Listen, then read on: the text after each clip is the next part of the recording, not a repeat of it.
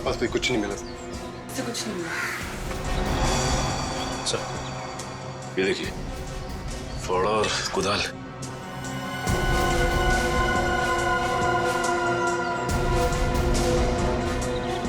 कहीं जमीन के नीचे तो नहीं? यहाँ पे खुदाई का सामान पड़ा हुआ है, जरा फावड़ा दिखा ना।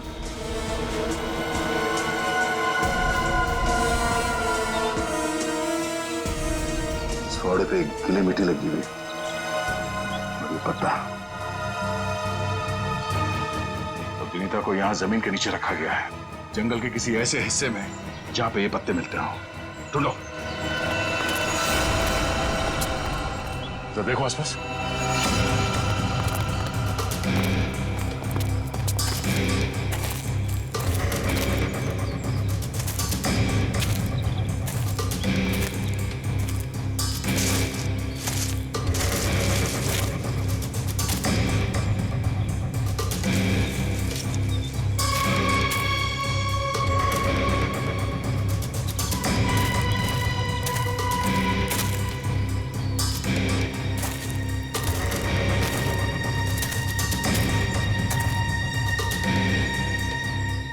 सचिन, वंश, दिव्या,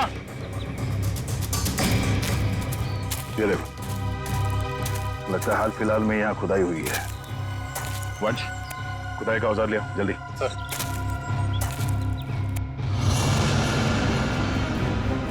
गुड, यहाँ पे खोदना शुरू करो।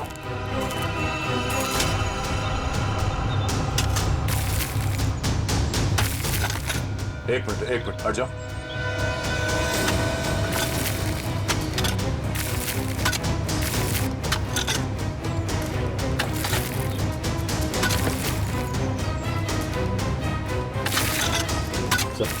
हाँ? कुछ है। एक मिनट, खोदा बंद करो, हाथ से निकालो।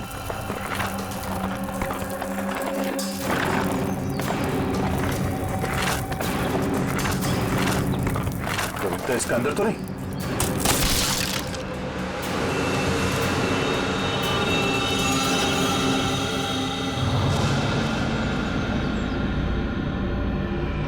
विनीता! ओह नो, सांसें धीमी चल रही है, इसे अस्पताल ले जाना होगा। निकालो उसको बाहर जल्दी।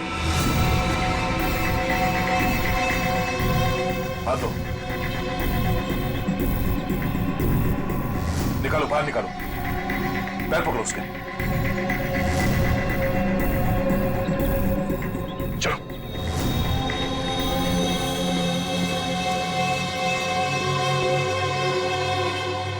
इतना समय बीत गया है, पता नहीं किस हाल में होगी विनीता।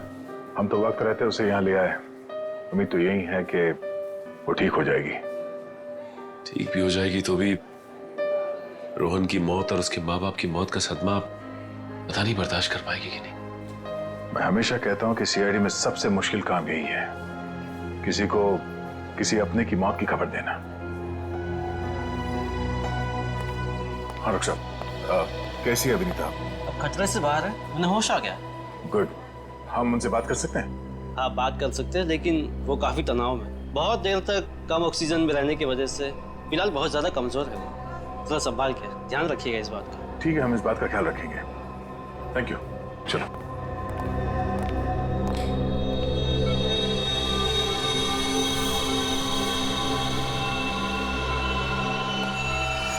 अरे नहीं, लेटे रहो, आराम करो। Thank you sir. डॉक्टर ने बताया कि आप लोगों ने मेरी जान बचाई। अरे हम तो बस एक जरिया थे, जान बचाने वाला तो वो है। ये ऊपर वाले की भी मुझे समझ नहीं आती। जब उसने मेरी जान बचाई तो मेरे मम्मी पापा की जान भी बचा लेते। तो तुम्हें अपने माता पिता के मर्डर के बारे में पता है? हाँ जी सर, जिस वक्त ये सब हुआ मैं नीचे हॉल में रोहन से फोन पे बात कर रही थी, तभी मैंने कुछ आवाजें सुनी। फिर क्या हुआ? और जैसे ही मैं दौड़ के ऊपर गई तो किसी ने मुझे क्लोरोफॉर्म सुंघा दिया, लेकिन मैं पूरी तरह से बेहोश नहीं हुई थी। और किसी ने मेरी आंखों के सामने मेरे मम्मी पापा का खून कर दिया। सर, जिस किसी ने भी मुझे दोबारा अनाथ किया है, आप प्लीज उसे छोड़िएगा मत। उसे फांसी होनी चाहिए, फांसी। बिल्कुल, तुम्हारे माता पिता और रोहन के खूनी को हम क्या रोहन का भी खून हो गया? अब मैं किसके सहारे जीऊंगी? प्लीज सर, संभालिए अपने आप को, प्लीज। अच्छा, ये बताइए कि आपको कब पता लगा कि आप उस बॉक्स के अंदर बंद हैं? जब मेरी आंखें खुली तो मैं एक घुटन भरे बक्से में थी। मुझे नहीं पता था कि किसी ने मुझे जिंदा दफन कर दिया। अच्छा विनीता, उनमें से किसी का चेहरा देखा था तुमने? नहीं सर। ठीक है। आरोप साहब, दया, वो जो रस्सी है, उस रस्सी पर मुझे भेड़ का बाल मिला है। उस रस्सी पे भेड़ का बाल मिला? हाँ दया, भेड़ का बाल। और भेड़ भी ऐसी वैसी नहीं, हिमालय पर रहने वाली भेड़। ओह, मतलब वो रस्सी किसी ऐसे आदमी का है जो हिमालय पर्वत के आसपास जाके आया है या फिर वहीं का रहने वाला है? बिल्कुल बिल्कुल। ठीक है डॉक्टर साहब, मैं आपसे बाद में बात करता हूँ। ओके। अच्छा हाँ दया, विनीता कैसी है? ठीक है, होश आ गया उसे। Good good. चलो ठीक है फिर, बाय। Okay sir. विनीता, ये बताओ कि तुम्हारे आसपास में कोई ऐसा आदमी है जो हाल ही में हिमालय जाके आया था क्या, या फिर वहीं का रहने वाला हो जो यहाँ पे आया हो? सिर्फ हिमालय पे नहीं, नेपाल भी गए थे मम्मी पापा। अच्छा, कब की बात है? 1 महीने पहले की। वो खुद से वहां गए थे या ये ट्रैवल एजेंट के जरिए टूर पैकेज में? टूर बुक करवाया था सर। इससे उनके पैसे भी बच जाते थे और उनके नए दोस्त भी बन जाते थे। लेकिन उन्हें नहीं पता था कि ये टूर उनकी जिंदगी का आखिरी टूर होगा। संभालो अपने आप को। रीता, हमें उस ट्रैवल एजेंट का नंबर चाहिए। सर, विनीता के माता पिता के साथ जितने भी लोग नेपाल गए थे उन सभी से पूछताछ कर लिए। तो क्या पता चला? सर, नेपाल में एक अनाथ आश्रम है। सुरेश जी और माला जी जब भी नेपाल जाते थे वो इस अनाथ आश्रम में जरूर जाते थे। बानवीर संस्था। विनीता को भी तो यहीं से गोद लिया था माला और सुरेश ने। जी सर। हाँ, देखते हैं जरा इनसे बात करके। हेलो, देखिए मैं एसीपी प्रद्युमन बोल रहा हूँ सीआईडी से। जी हाँ, मुंबई। अच्छा देखिए, मुझे माला और सुरेश के बारे में कुछ इंफॉर्मेशन चाहिए। हाँ हाँ, वो 1 महीने पहले आपके यहाँ आए थे ना?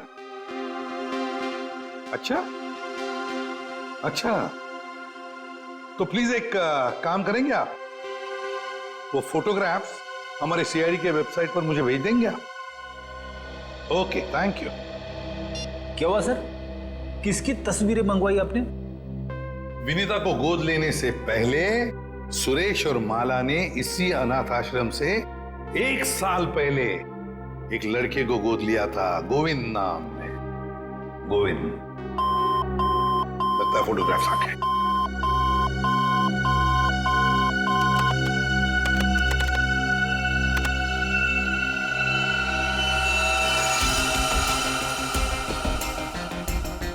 पांच साल की उम्र थी, साल 1999।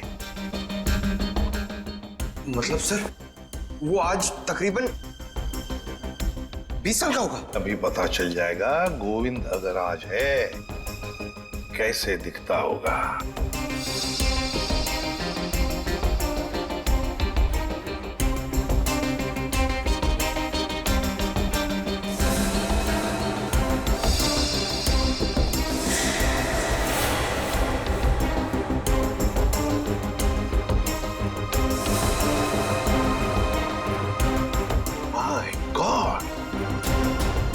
माय गॉड, ये गोविंद है।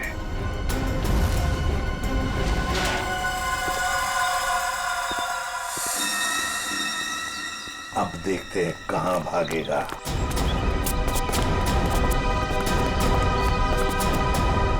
ठीक है सर, हमें देख के अंदर भाग गया है। जब गीदड़ की मौत आती है तो वो शहर की तरफ भागता है, मगर ये तो अंदर भाग गया।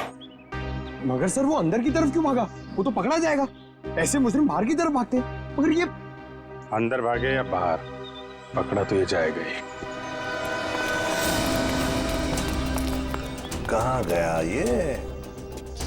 अभिजीत, दया सर, फैल जाओ, मैं सामने से घुसता हूं।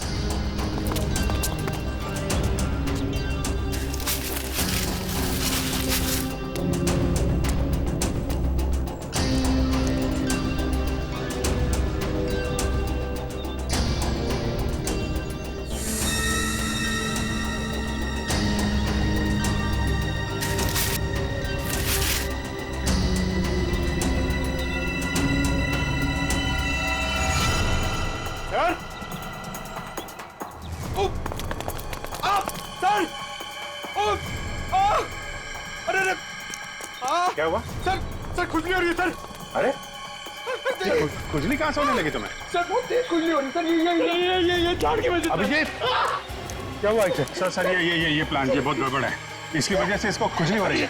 एक मिनट अरे लेकिन इसे जल्दी से हॉस्पिटल ले सवाल जाओ। क्या कुछ नहीं होगा, आ जाओ आराम से। सवाल क्या?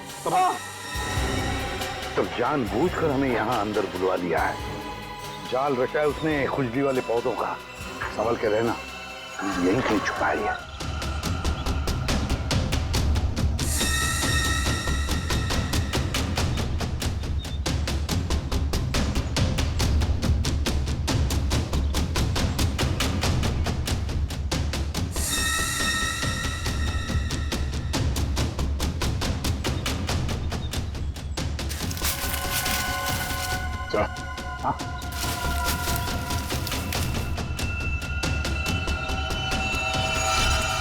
चलो बाहर देख लो, बहुत बना लिया पौधों को हथियार।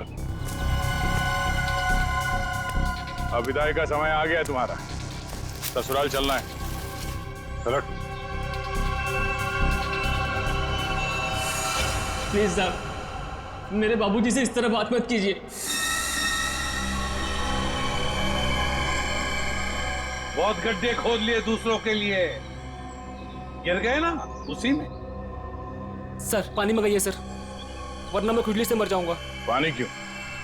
खुजली का इलाज हम अपने साथ लेके चलते हैं। किसी औलाद के लिए अपने माँ बाप का खून करना इतना आसान नहीं होता सर, फिर चाहे वो माँ बाप सौतेले क्यों ना हो। गोद लिया था ना उन्होंने तुम्हें, फिर वॉचमैन को क्यों सौंप दिया? यही सच तो मैं भी जानना चाहता था सर, कि मुझे गोद लेने के 1 साल बाद मेरे माँ बाप को ऐसा क्या सूझा कि उन्हें लगा उन्हें एक लड़की को गोद लेना चाहिए, और मुझे फिर ऐसे ही सड़क पर छोड़ दिया और विनीता को गोद ले लिया। क्या तुम्हें सड़क पे छोड़ दिया?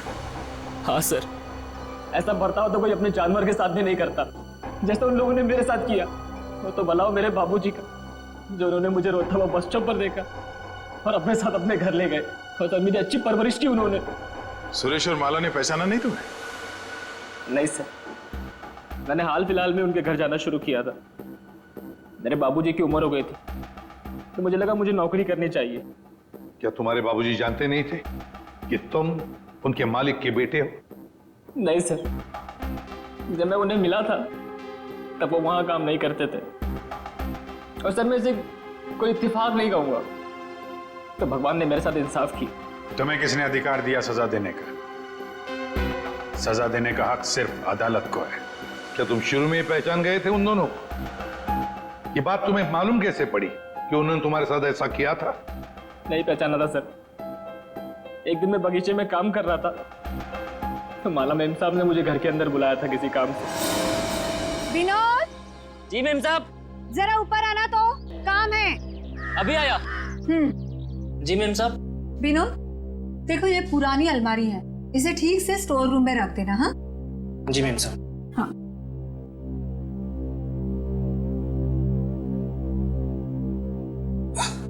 क्या हुआ विनोद, बहुत भारी है क्या? बहुत ज्यादा भारी मैम साहब। एक काम करता हूँ, इसमें से कुछ सामान बाहर निकाल लेता हूँ। मगर निकाला हुआ सामान फिर से रख देना अंदर। हाँ जी मैम साहब। हाँ।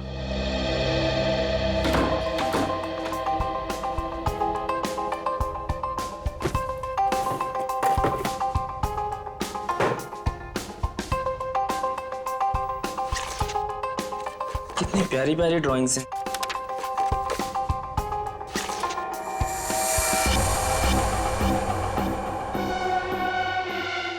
ये तस्वीर तो मेरे बचपन की है। इसका मतलब साहब और मेम साहब ने मुझे गोद लिया था। विनोद, कितनी देर, जल्दी करो। जी मेम साहब, बस हो गया।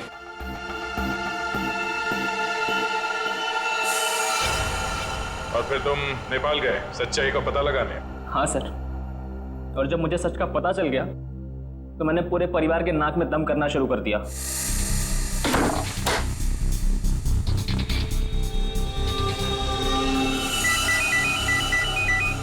किसका फोन है? हेलो हेलो, अरे जवाब क्यों नहीं दे रहे हो? हेलो, कौन है? ऐसा क्यों किया? कौन बोल रहा है? आपका बेटा। बेटा? क्या? बताइए, ऐसा क्यों किया? मुझे अपना बनाकर फिर से अनाथ क्यों कर दिया? देखो, ऐसी बातें फोन पर नहीं होती है। आमने सामने मिलो, फिर बैठ के बात करते हैं। बताइए कहाँ मिलना है? मेरे घर। ठीक है, पहुंच गया।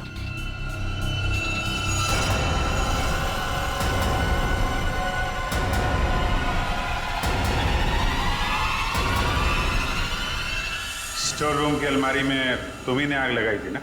हाँ सर, पर माला जी नहीं चाहती थी कि उनकी सच्चाई दुनिया को मालूम पड़े और समाज में उनकी बेइज्जती हो, इसीलिए फायर ब्रिगेड को भी उन्होंने वापस भिजवा दिया। और रोहन? रोहन को क्यों मारा? मैं रोहन को नहीं मारना चाहता था सर, उससे मेरा कोई लेना देना था ही नहीं। मैं तो उसके घर गया हुआ था वो दस्ताने रखने के लिए, ताकि आप लोगों को दस्ताने उसके घर से मिले और आप लोग उस पर शक करें। उसने मुझे देख लिया सर, मजबूरन मुझे उसे मारना पड़ा। बदले की आग में तूने 3 खून किए, एक मासूम को जिंदा दफनाने की कोशिश भी की। ये कैसा बदला? ये बदले की आग तुम्हें फांसी के फंदे तक ले जाएगी, फांसी के फंदे तक।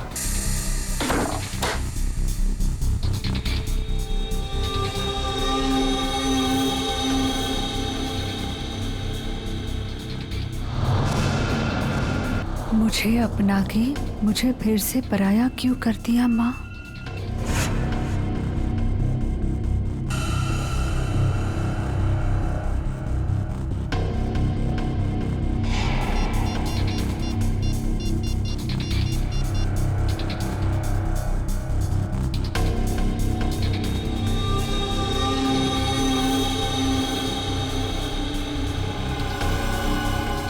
क्या आपने मुझसे कभी प्यार नहीं किया माँ?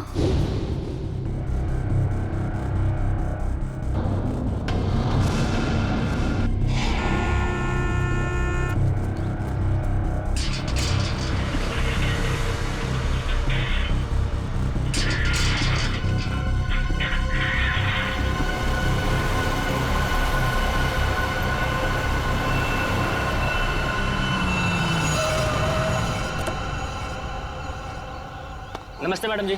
नमस्ते।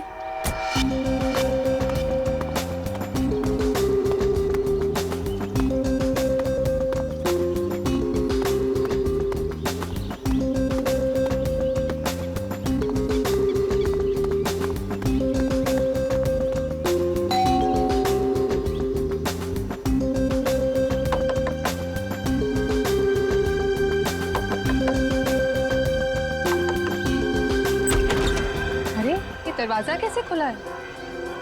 विनीता, विनीता, विनीता, कहाँ हो तुम?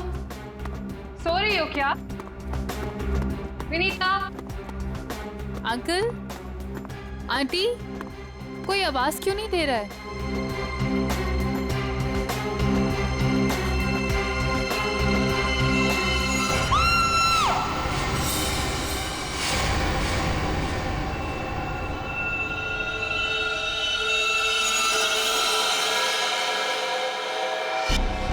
काफी खून बहा है सिर से,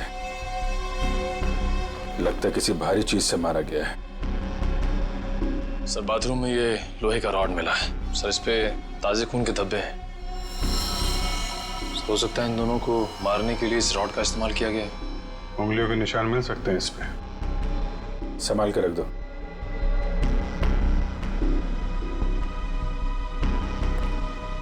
वैशाली जी, आपने सबसे पहले देखा लाशों को? मैंने और मेरी फ्रेंड विनीता ने टेनिस खेलने का प्लान बनाया था। जब मैं यहाँ आई तो विनीता मुझे नहीं मिली और अंकल आंटी की लाश। लाश के आसपास किसी को देखा था? यहाँ पे कोई नहीं था। और बाहर का दरवाजा खुला हुआ था? जी, पर मुझे विनीता की फिक्र हो रही है क्योंकि उसका फोन सुबह से बंद आ रहा है। विनीता का कोई फोटो है आपके पास? फोटो तो ये रही। वंश सर, ये फोटो सब चेक ना किया और पुलिस स्टेशन में भेजो। इसकी जान को खतरा हो सकता है। सर। और आप हैं यहाँ के वॉचमैन। वॉचमैन का मतलब समझते हो? घर का रखवाला। ये रखवाली की तुमने अपने मालिक और मालकिन की। कैसे कहूँ साहब, अब तो ये बोझ पूरी जिंदगी मेरी आत्मा पर रहने वाला। तुम्हारे रहते हुए खूनी अंदर आया तो आया कैसे? ये बात तो मेरे लिए भी पहेली बनी हुई है। ऐसी पहेली सुलझाना सीआईडी को अच्छी तरीके से आता है। प्लीज साहब, मेरे बाबूजी से इस तरह बात मत कीजिए। ये दिल के मरीज है, और अगर इन्हें कुछ हो गया तो मेरा क्या होगा? तो चुप कर, माफ करना साहब, मेरा बेटा है, मुझसे बहुत प्यार करता है। चल जा, बाहर जाके बैठ। कल रात विनीता घर पे थी? हाँ साहब, वो घर पे ही थी, मगर रात को देर से आई थी। 2 बजे घर पे आई थी वो। और वैशाली जी, आप कितने बजे आई? सुबह 8 बजे। मतलब विनीता यहाँ से रात 2 बजे से सुबह 8 बजे के बीच में गई है? नहीं गई साहब। नहीं गई है तो घर पे कहाँ है? तुम ड्यूटी पे कितने बजे सो रहे थे ये बताओ।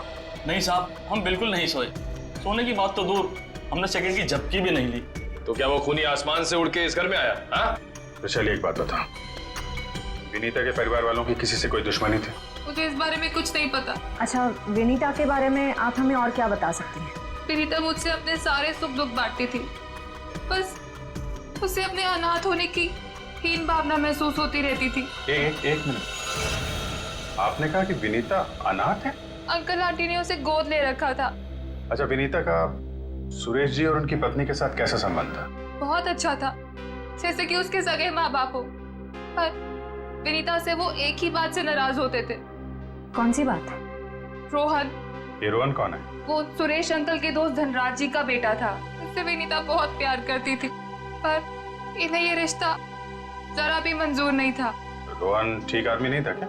एक नंबर का शराबी। उसकी शराब पीने की लत की वजह से उसके माँ बाप ने उसे जायदाद से बेदखल कर दिया था। शराब पीने के बाद उसे कुछ भी होश नहीं रहता। एक बार तो उसने मेरे सामने इतना बड़ा ड्रामा क्रिएट किया था। विनीता, दरवाजा खोलो, खोलो दरवाजा। मैंने कहा दरवाजा खोलो वरना मैं दरवाजा तोड़ दूंगा।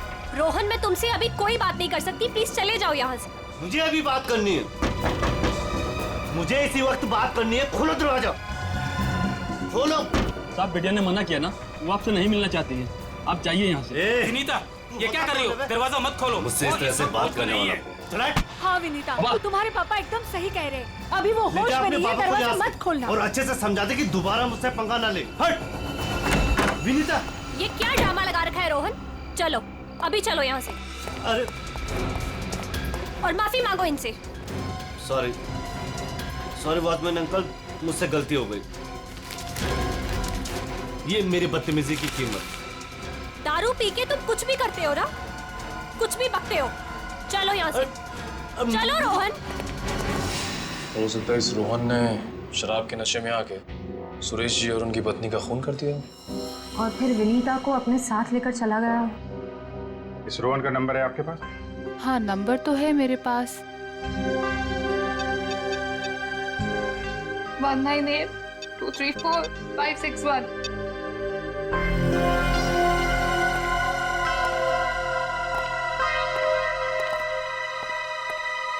रोहन का फोन भी बंद आ रहा है।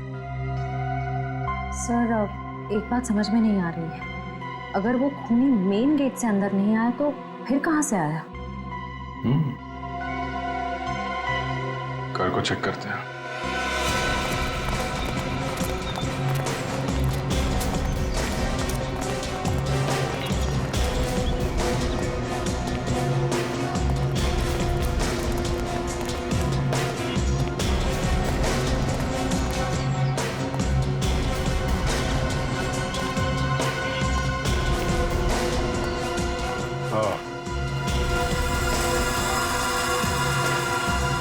ये देखा?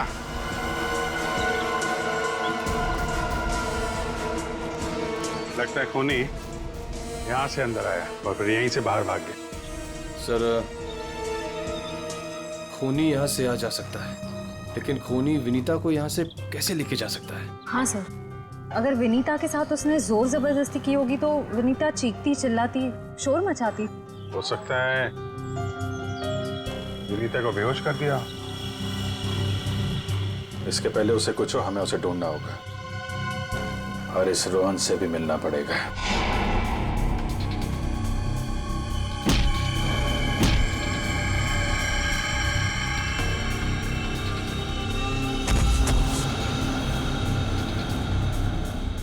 सर अभिजीत सर ने रोहन का यही का पता बताया।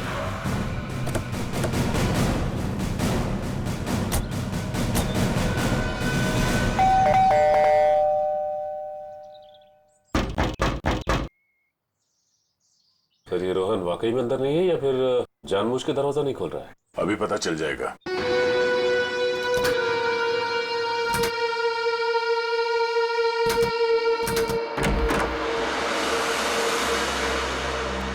हो सकता है उसने विनीता को यहीं कहीं छुपा के रखा हो। घर में सामान भी ज्यादा नहीं है, पूरा घर खाली दिखाई दे रहा है।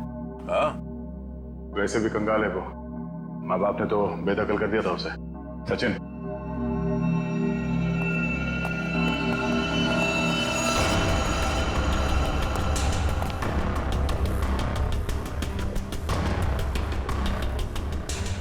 सर यहाँ तो कोई भी नहीं है, ना ही विनीता और ना ही रोहन। हो सकता है उसने अपना ठिकाना बदल दिया। काम करो, घर की तलाशी लो, कोई ना कोई सुराग जरूर मिलेगा।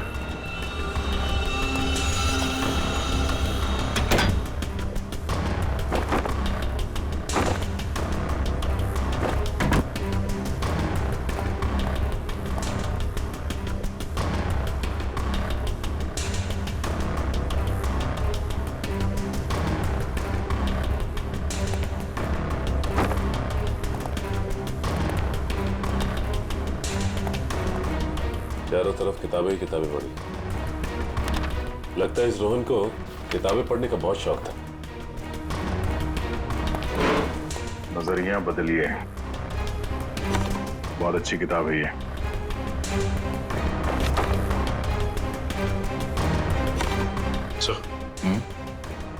ये देखिए, इस डस्टबिन में ये दस्ताने पड़े थे। लगता है किसी ने अभी भी जलाया। मतलब इन दस्तानों का इस केस से कुछ लेना देना है।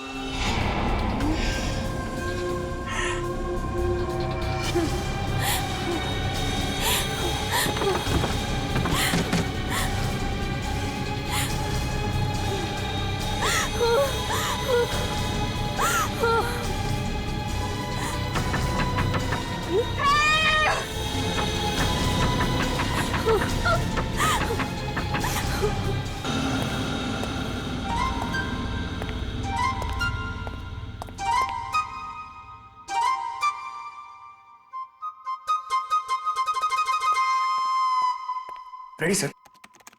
मेरे इतने बड़े शरीर के इत्तू से दिमाग में ना एक बात नहीं घुस रही है। कौन सी बात? ये रोहन का मेन मकसद था विनीता से शादी करना, करेक्ट? करेक्ट। फिर इसने अपने सास ससुर की जान क्यों ली? अरे वृषाली ने बताया था ना कि उसे शराब पीने की बहुत जबरदस्त लत थी और शराब के नशे में लोग अक्सर कुछ भी कर जाते हैं, उन्हें कुछ याद नहीं रहता। हाँ क्या? क्या? शराब के नशे में इतनी ऊंची दीवार कोई कैसे चढ़ सकता है, भले रस्सी के सहारे क्यों? और फिर विनीता, वो तो शराब नहीं पीती, वो क्यों गई रोहन के साथ? सर वैसे भी विनीता तो उनकी सगी बेटी थोड़ी थी। जो कुछ भी हो, जो कुछ भी हो, लेकिन वो अपने माता पिता से बहुत प्यार करती थी। नहीं नहीं नहीं, नहीं कुछ और ही चक्कर है। लगता है इन दोनों को मारने का ही प्लान था। सर, हाँ, लगता है ये काम किसी लुटेरे का होगा। फ्रेडी लुटेरा नहीं हो सकता। कोई लूटने के लिए आता तो घर का सारा सामान वैसे के वैसे कैसे रहता? नहीं नहीं, ये मुजरिम जो भी है ना, उसका एक ही मकसद था, इन दोनों को खत्म करने का। सर, हाँ, एक बहुत ही हैरान कर देने वाली बात पता चली है। क्या? सर विनीता ने 1 हफ्ते पहले फायर ब्रिगेड में फोन किया था और ये रही उस फोन कॉल की audio clip. Hello fire brigade, मेरे घर में आग लगी है, प्लीज जल्दी किसी को भेज दीजिए। मेरा एड्रेस है 603 हर्ष विहार शांति नगर। लेकिन सर जब फायर ब्रिगेड वाले उनके घर पहुंचे तो विनीता की मम्मी माला जी ने उन्हें ये कहकर वापस भेज दिया कि वहां कोई आग वाग नहीं लगी है। हाँ, उसके घर में तो कोई आग लगने का निशान भी नहीं मिला। अरे झूठ क्यों कहा उसने? यही बात तो समझ में नहीं आ रही। फायर ब्रिगेड वाले ने खुद देखा था स्टोर रूम से धुआं निकलते हुए। उसने अंदर जाना भी चाहा, लेकिन माला जी ने उसे रोक दिया। माला जी ने फायर ब्रिगेड वाले को अंदर जाने से रोक दिया? क्यों? कुछ और ही चक्कर है।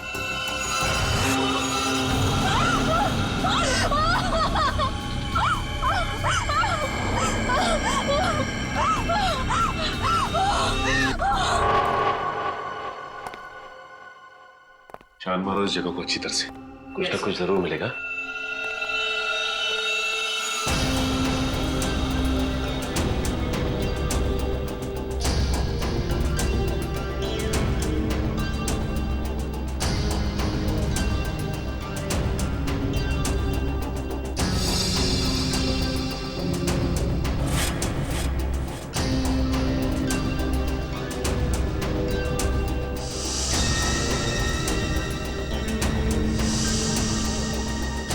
ये क्या हुआ सर? सीलिंग पे पेंटिंग बनाया। बड़ी ही अजीब बात है। देखते हैं।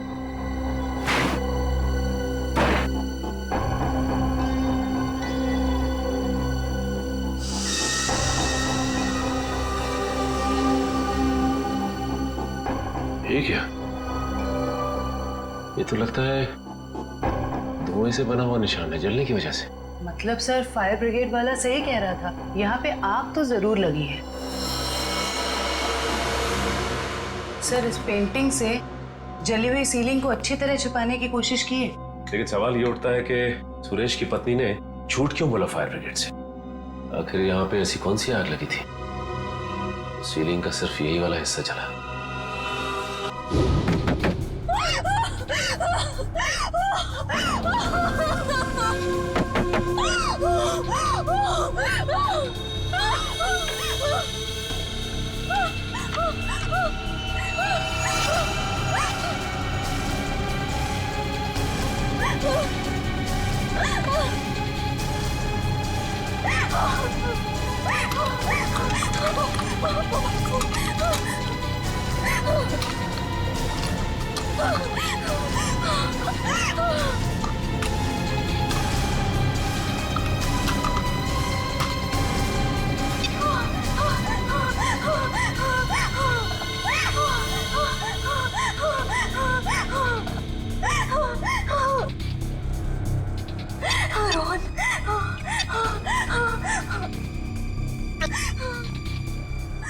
रोहन फोन क्यों नहीं उठा रहा?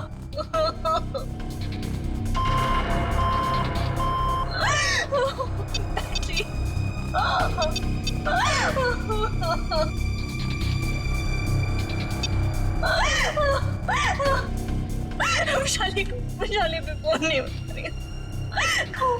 बैटरी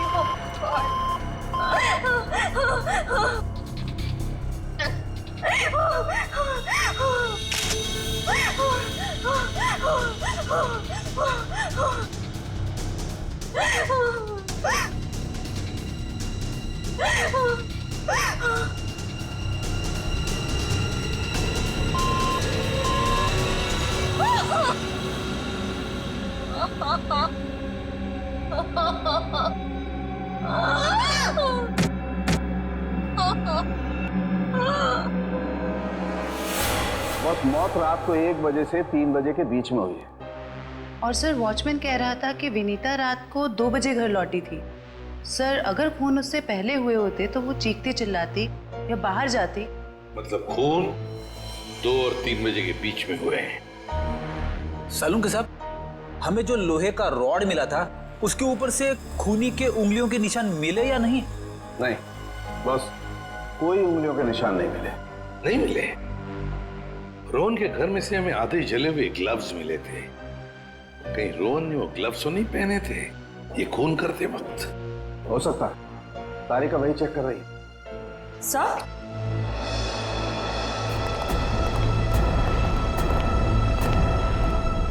सर ये खास किस्म का सॉल्यूशन है, इकोडेल्पाइट नाम। अगर मैं इस सॉल्यूशन को इन दस्तानों पर डालूं तो इन दस्तानों पर जो कुछ भी लगा हुआ होगा वो अलग हो जाएगा। अरे वाह, फॉरेंसिक टेक्नोलॉजी कहां से कहां पहुंच गई है।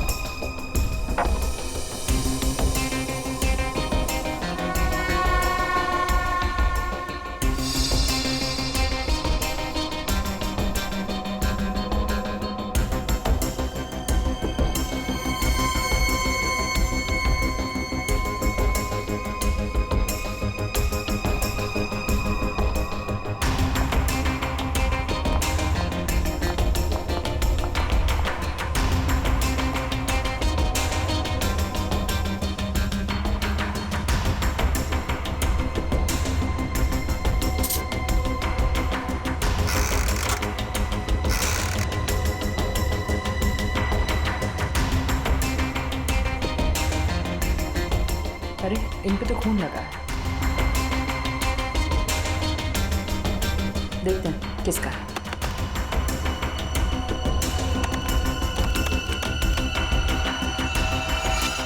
पॉजिटिव सर, ये खून मिस्टर एंड मिसेस सुरेश का ही है। मतलब सर ये खून रोहन ने ही किया है? एक मिनट होल्ड ऑन।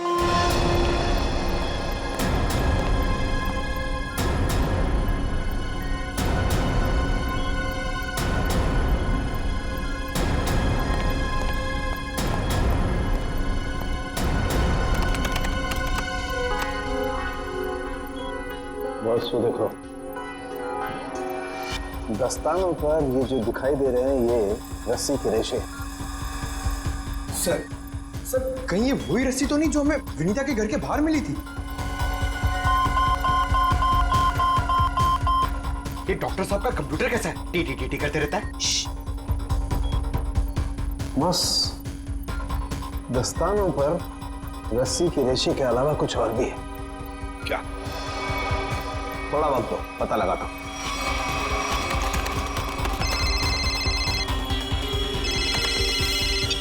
हाँ श्रेया, ठीक है। क्या? सर विनीता का फोन थोड़ी देर के लिए ऑन हुआ था, उसके घर के बिल्कुल करीब। और सर उसने सोशल नेटवर्किंग साइट पे अपने दोस्त को एक SOS मैसेज भी भेजा है। श्रेया मुझे लिंक अभी भेज रही है सर। ये देखिए सर। मैं घुटन से मर रही हूं, प्लीज मुझे बचाओ। Vinita, my God.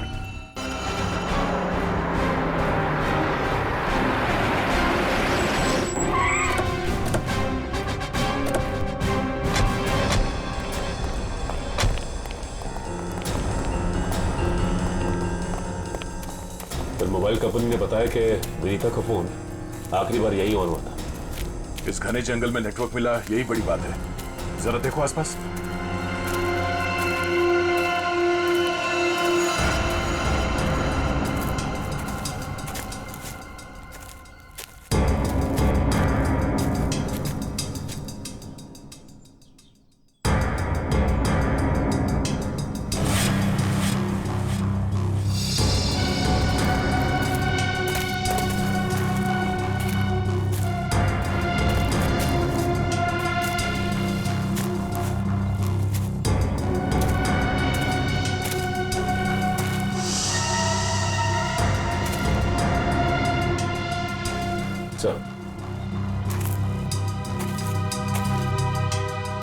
सामने झोपड़ी दिखाई दे रही है।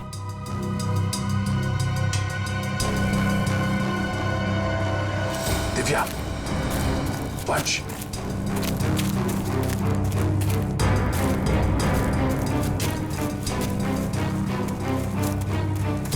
चौकन्ने रहना।